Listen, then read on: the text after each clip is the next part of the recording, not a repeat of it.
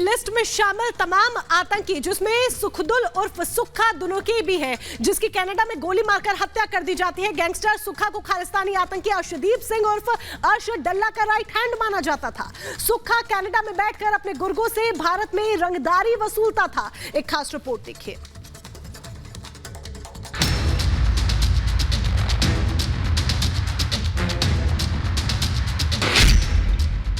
NIA का action, खालिस्तानियों में tension.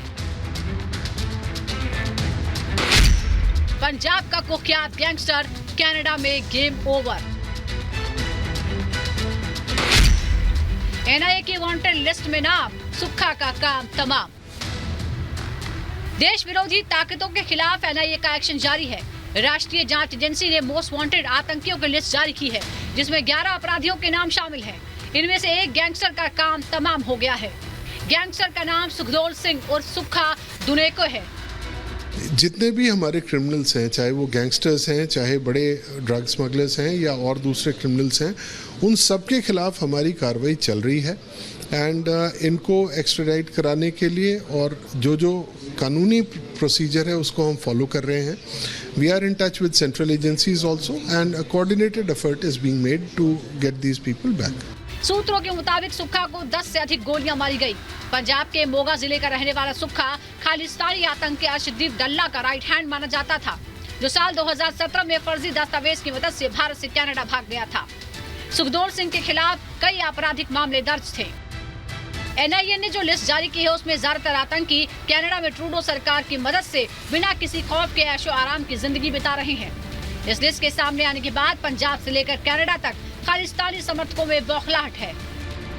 Pakistan के बाद भारत के अपराधी कनाडा को छिपने के लिए सबसे सुरक्षित ठिकाना मानते हैं। पाकिस्तान की राह पर चल रही ट्रूडो सरकार भी ऐसे अपराधियों की खुलकर मदद कर रही है।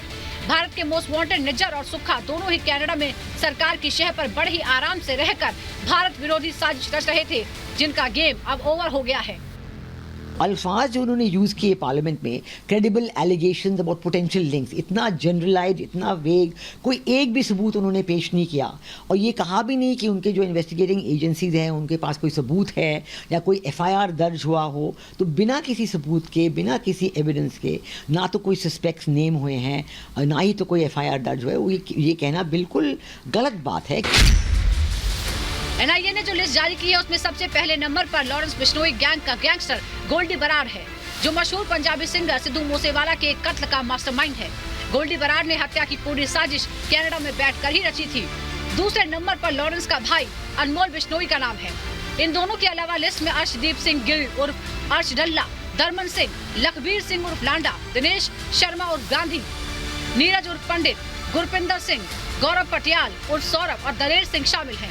इन 11 गैंगस्टर्स में पंजाब में वारदात करके भागे 7 अपराधी ए कैटेगरी के हैं। एनआईए का कहना है कि इन पर भारत में हत्या, फिरौती के अलावा पाकिस्तान की शह पर देश विरोधी साजिश रचने का आरोप है।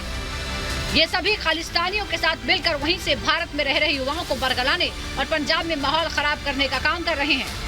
प्रधानमंत्री मोदी ने जस्टिन ट्रूडो के साथ मीटिंग की थी दिल्ली में G20 समिट के दौरान, तो तब उन्होंने ये सब चीज़ें बताई थी, बड़े कड़े मुख से बताई थी उनको, जस्टिन ट्रूडो को, कि आपके जो खालिस्तानी ग्रुप्स हैं वो सेपरेटिस्ट हैं, एक्सट्रीमिस्ट हैं, सिसेशनिस्ट हैं और वो हिंदू टेम्पल्स पे अटैक कर रहे हैं। और वो हमारे डिप्लोमेट, भारतीय डिप्लोमेट्स जो वहाँ पे हैं, कनाडा में मौजूद हैं, उनके खिलाफ वो कह रहे हैं कि लोगों को उनको जाके मारो। ये बिल्कुल गलत काम है। कभी दो देशों के बीच, जिन देशों के बीच डिप्लोमेटिक रिलेशंस है, कभी ऐसा नहीं हुआ है। निज्जर की हत्या का भारत पर आरोप लगाकर ट्रूडो खुद ही इंटरनेशनल कम्युनिटी में अलग थलग पड़ गए हैं। किसी भी राष्ट्र अध्यक्ष ने उनके बेबुनियाद आरोपों को तवज्जो नहीं दी।